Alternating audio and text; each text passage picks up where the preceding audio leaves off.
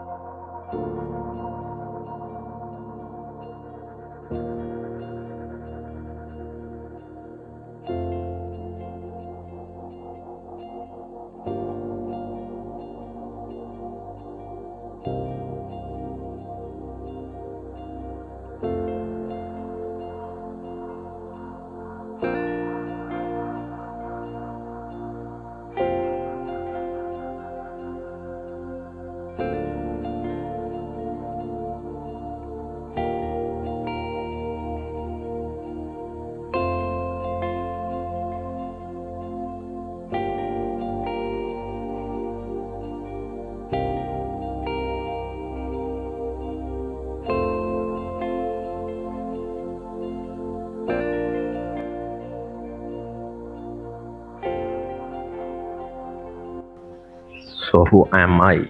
So that is the question I usually ask to myself. Can be Nalini or it can be Amhar, rather than those taglines. I'm in the cost of searching myself for who am I actually. So I think from a different kind of background, so I'm just getting more into people, learning more and unlearning more and more. So if I say I'm in quest of searching myself as an Amhar.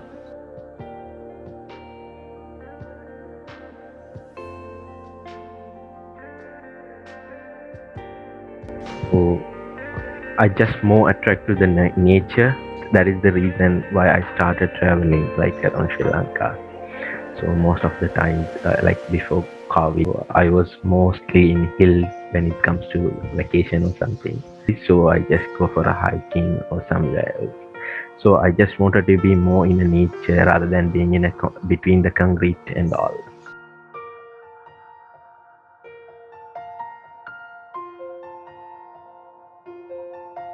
So it's like when I'm here, so I feel like there's something weight over me.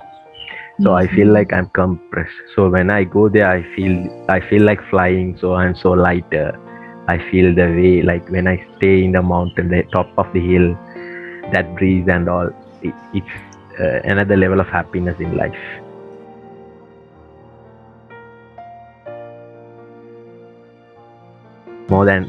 Become more complicated or more complicity. So being simple and more lighter.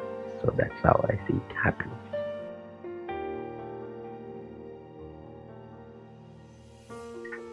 So we started our journey from September 2020. I got from the invitation I got from Firdaus Nalimituma from Apinam College. That's where I started. So when I came to there, I have the very, very big question, like how people going to interpret myself. So how they going to accept myself, like as the past what I had from the Easter Sunday bombings and all. I got people from different diverse backgrounds and all, but I never felt like I got accused, or I just saw in a different way how people have seen me. So I felt the confidence, okay, we could able to open up and we could able to do some wonders with young generation. From that, when we started our journey as a TOT members, we have 20 people from diverse backgrounds. Now, happily, we are having nearly 150 youth from all around the island, all around Sri Lanka, who are following different religions and different faith backgrounds. We are meeting each other like nearly monthly. We are meeting each other. We are discussing about how we could able to balance our young minds and young lives, how we could able to live with the COVID-19 and all. Now we are moving to another journey and another step of our journey from coming September. So it's totally about how we could able to develop our skills to be more empathetic and more harmonized way, how we could able to heal ourselves and how we could able to heal the nature. So we are on that evaluation journey.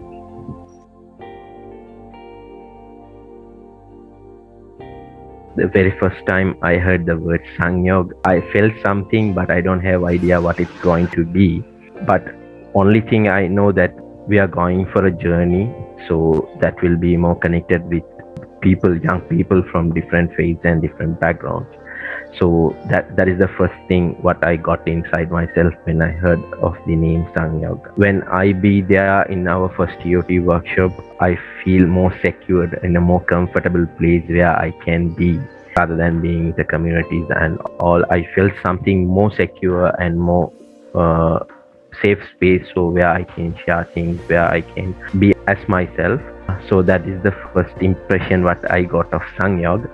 And later onwards, like when I started working more into SANGYOG, I have the feeling like, okay, I'm going in a right way that when I'm in SANGYOG.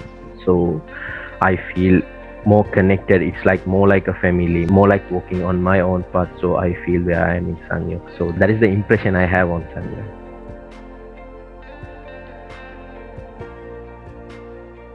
If I say what SANGYOG means to me, it will be in a 3 words.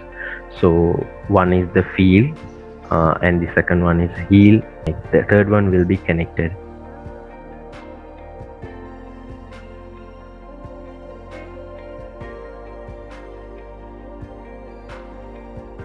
In SANGYOG, what I feel is like, as I said, the place where I got connected is more like the soulfulness and all, everything. I felt was like I was being with a different kind of people with different kind of occasions, but I feel something more connected. Like everyone is so raw, everyone is so brutally honest with each other, sharing the things as it is. So that made me feel something in SANGYOG, rather than being dramatic or rather than being just so the society, so they are being brutally honest. So that's something what I feel in SANGYOG.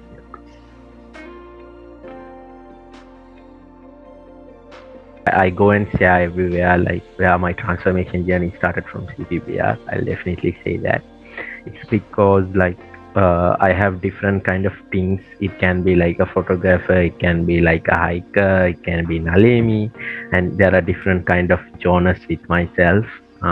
So being young person, so I feel like everything come to an alignment. It's where I felt is like from my first mentoring and coaching session. So this is the thing I feel the confidence. Okay, you are doing the thing which is right for you. So I feel that confidence from there. So that's where I started believing myself. Okay, I am doing the great, because I'm being a photographer for different various genres. It's like it can be for wedding, it can be for different parts. So I felt I don't feel the soulfulness there. I feel it a passion for me, but I don't feel it like something. So I have more complexity. So to make the things how I can align myself, or how could I can go. So the place where I got aligned is from the first mentoring and coaching session. So there I felt the confidence. Then I just moved to the peer group, how we could able to choose the peer group. So I have a team with myself. More than like a team, it's like brothers. So those who like put the same inputs, it's like not from myself. They also putting the same effort to bring the things happen. So there are sacrifices and all. They also very compassionate, very passionate about like we have to bring this back, we have to fix this back. So the things what face them also have the negative impact. So I just wanted to change that as well from themselves. So we started on that phase.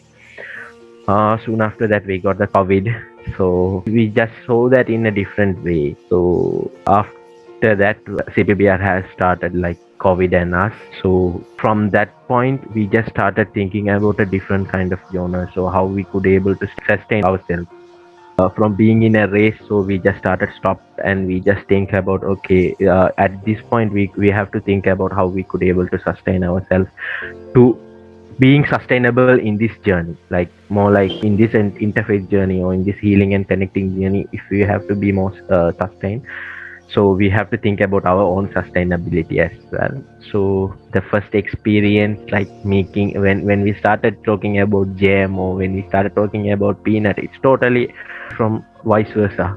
So when it comes to Katangudi, it's a totally consumption culture, like not in Katangudi but everywhere. It's like buy the things rather than making everything. It's easy for us. So they also have the same mentality. So why we are going to make a jam, or why we are going to make a peanut butter, or why we are going to make the soap? What is the point? We could able to buy that. So soon after that event, okay, I just said, okay, we just give a try and see how the things work on. But finally they were really, really 100% happy about what they made themselves. Like they made the peanut butter, and well, they made the soap, and everyone just brought that to their home, and they were really happy in that moment. I feel their smiles. So that's how it started, like young people, so they started thinking about self sustainability.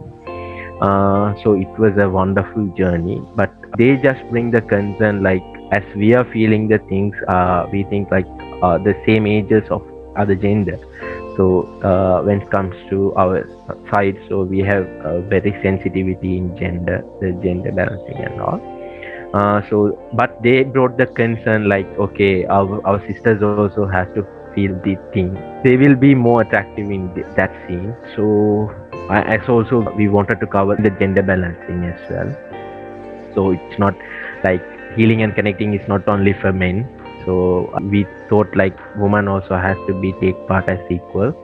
So that is the reason why we consider to bring the young woman team, how we could able to get them, because we have the cultural sensitivity, so we can't able to mix both people together. So we wanted to make that also a safe, in a very safe manner. So we just brought the concern that okay, we have to start a young woman team as well, with the support of Nali Mituma. So we just shared our idea only, but he's the one who gathered the people, and we got an amazing team in Kattankudi, the Cpbr people, so who came there, and they made the workshop for them. After that event, I heard like they felt that they got missed something, like they are missing the people from Cpbr. So we have a very big crowd in Kattankudi, in Batiklu. So those who are the young men and women, those who are really into the healing and connecting process. So we are very happy about that.